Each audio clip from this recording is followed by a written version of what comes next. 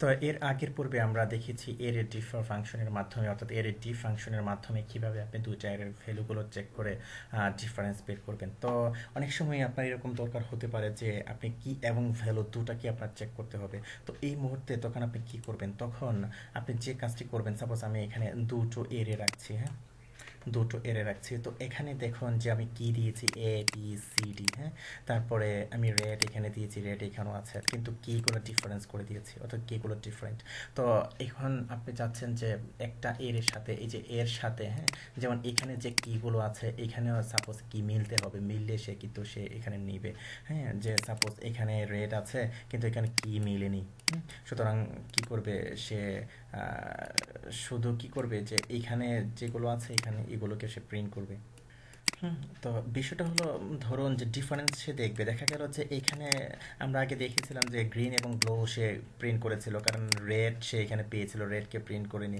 কিন্তু এখন দেখা গেল যে এখানে আপনার রেড এখানে আছে, কিন্তু দেখা গেল যে এই কি কিন্তু এখানে নেই, কি কিন্তু ডিফারেন্স সে পেয়েছে, যার কারণে কি এও প্রিন্ট করবে, সে বিও প্রিন্ট করবে, সি এবং ডি সবগুলোকে সে প্রিন্ট করবে। হুম, তো এটা করার জন্য আপনাকে যে ফাংশন ব্যবহার করতে হবে সেটা হলো, আমরা এখানে দুটো দিয়েছি, আমরা দুটো রাখি, সেটা হলো এরে ডিভ এসোস, এরেটিভ অ্যাসোসিয়েশন। তো ওকে ফাইন, তো সব কিছু আগের মতোই আছে, আগের এক্সাম্পলটাই আমরা দেখছি। তো এখন যদি আমরা এটাকে রিলোড করি, তো আমরা দেখবো যে এক নাম্বার এর এর সবগুলো কি সে প্রিন্ট করেছে, কারণ হলো সে হয়তো এখানে রেড পেয়েছে, ঠিক আছে, ভ্যালুটা সে পেয়েছে, কিন্তু কিটা কিন্তু সে পায়নি। যদি আমি এখানে ইয়ে করে দিই, আবার এটাকেও যদি আমি ইয়ে করে দিই, এখন দেখবেন যে সে একে বাদ দিয়ে দিবে।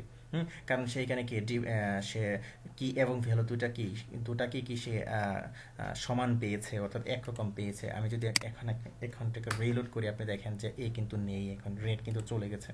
তো আশা করি বিষয়টা বুঝতে পেরেছেন। তো এই বিষয়টা আরও ভালো বুঝবেন, আমরা আরেকটা উদাহরণ দিই। সাপোজ আমি আরও কিছু ভ্যালু দিই। তো এখানে আমরা দিয়েছি কি, এফ এ দিয়েছি, আমরা এফ এ আবার গ্রিন দিয়ে নিই, এফ এ গ্রিন দিয়ে নিই।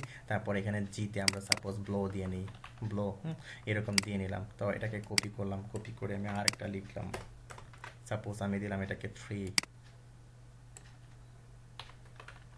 দিলাম। তো তারপরে এই যে থ্রি যেটা দিলাম, থ্রিটাকে অবশ্যই আমার ফাংশনের মধ্যে ধরিয়ে দিতে হবে। ওকে, থ্রি দিলাম। তো এখন এখানে আমি একটু চেঞ্জ করে দিলাম, সাপোজ এইচ দিলাম। ওকে, তারপরে এখানে গ্রিনকে আমি বি দিলাম, বি, তারপরে এটা জি থাক। তো এখন এখানে দেখুন যে সে বৈসাদৃশ্যটা কিভাবে পায়। যেমন জি ব্লো, জি এখানে কিন্তু সাদৃশ্য আছে, ঠিক আছে, কিন্তু সে ধরবে এখানে, এটাকে কম্পেয়ার করবে, কম্পেয়ার করে আপনার কি এবং ভ্যালু যেগুলো সে ডিফার পাবে, সে শুধু এখানকার গুলো সে প্রিন্ট করবে। তো আমি সেভ করার পর আমি যখন এখন রিলোড করব, আমি দেখবো যে রেড ব্লো ইয়েলো এগুলোকে সে পেয়েছে। যেমন এতে রেড, এগুলোকে সে পেয়েছে, কারণ কি এই যে এতে রেড আমি দিলাম, ঠিক আছে, কিন্তু এ কিটা কিন্তু সে মিলেনি, এখানে কি হলো কি এ, এখানে হলো ই। ওকে, তো তারপরে আটটা বৈসাদৃশ্য পেয়েছে সে ব্লো, গ্রিন সে পেয়েছে, এই যে গ্রিনের মধ্যে, গ্রিন সে পেয়েছে, কিভাবে সাদৃশ্য পেয়েছে দেখুন, এই যে এখানে কিন্তু একটা বি পেয়েছে, তাই না? দেখা গেল যে একই রকম একটা পেয়ে গেছে বি একটা এর এর মধ্যে, যার কারণে কি সে এই গ্রিনটাকে সে এখানে বাদ দিয়ে দিয়েছে। তারপরে ব্লো, দেখুন সবগুলোর মধ্যে আছে, কিন্তু এখানে কিন্তু জি, এই দুটার মধ্যে জি আছে, কিন্তু কিন্তু এই দুটার মধ্যে কিন্তু একই রকম সে পায়নি, অর্থাৎ এই যে সাদৃশ্য কিন্তু এখানে সে পায়নি। এই যে সি, অর্থাৎ কি, এখানে সি কি, যদি আমি এগুলোর মধ্যে সি দিয়ে দিই, তাহলে কিন্তু সে ব্লোটাকে বাদ দিয়ে দিবে। হ্যাঁ, যেমন ধরুন এই যে এখানে এই যে ব্লোটাকে বাদ দিয়ে দিয়েছে, কারণ কি এখানে কিন্তু সে একটার মধ্যে সাদৃশ্য পেয়ে গেছে, যার কারণে কি বাদ দিয়ে দিয়েছে, কারণ কি কি এবং ভ্যালু দুটো একসাথে কিন্তু মিলে গেছে, এই যে সি, এই সি, তারপরে এই যে ব্লো, এই ব্লো। আশা করি বুঝতে পেরেছেন। তারপর yellow D, yellow D, D তো কোথাও নেই, একেবারে কোথাও নেই, যার কারণে ইউনিক, যার কারণে সেটাকে রেখেছে।